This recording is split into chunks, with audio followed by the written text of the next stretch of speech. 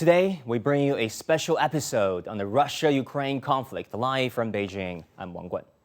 A month and several rounds of talks on, still no sign of a ceasefire. Ukraine reels under missile attacks and shelling. Over 3 million have become refugees in other countries, according to UN Refugee Agency, and 6 million more are displaced inside Ukraine. Altogether, that means over 10 million people, or a quarter of Ukraine's population, have fled. Poland has the most number of refugees, while other European countries are also providing them with help that they need, like Romania, Hungary, Moldova, and Slovakia. The refugee exodus from Ukraine has exceeded the previous waves Europe witnessed since World War II, both in scale and in speed. This is unprecedented. Also unprecedented, according to some observers, is the welcome given by the European Union and also by many other countries. Under a temporary protection program, Ukrainians can enter neighboring EU countries and immediately get residency rights, jobs, state health care, and education.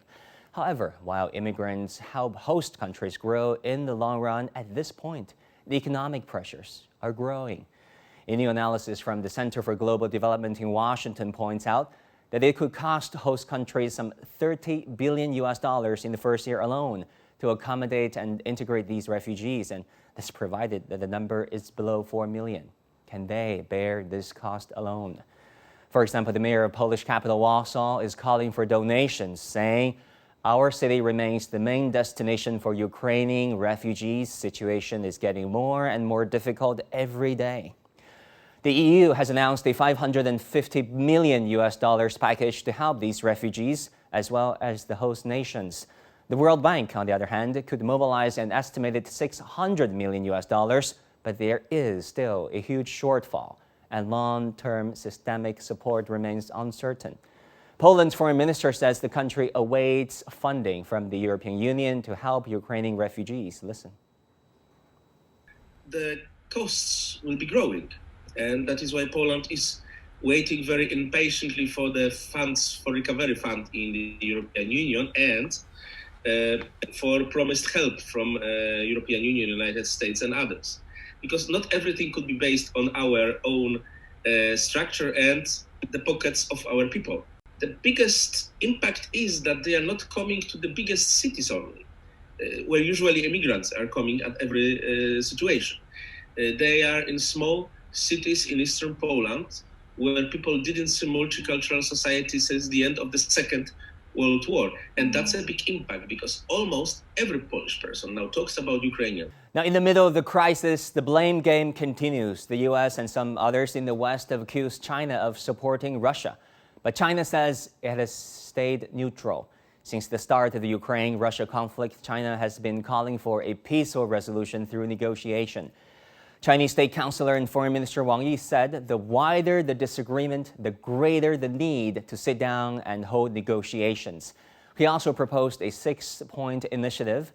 They include, number 1, humanitarian operations should be neutral and impartial. Number 2, focus should be on displaced persons, provide them with shelter. Number 3, protect civilians, prevent secondary humanitarian disasters. And number 4, make humanitarian aid activities safe and smooth. Number 5, ensure safety of foreign nationals in Ukraine, allowing them safe departures. And finally, support the UN's coordinating role in channeling humanitarian aid. After the proposal, actions followed. So far, China has announced 15 million yuan or $2.35 million of humanitarian assistance to Ukraine. The first 5 million yuan of aid supplies was provided by the Red Cross Society of China earlier this month. While the conflict is between Russia and Ukraine, its fallout goes way beyond. As UN High Commissioner for Refugees Filippo Grandi tweeted on Sunday, among the responsibilities of those who wage war everywhere in the world is the suffering inflicted on civilians who are forced to flee their homes. Let's also not forget the region where it all started. The people in Donbass had been suffering for years, and now they're in greater plight. According to the UNHCR, 113,000 people fled to Russia from there just between February the 21st and the 23rd.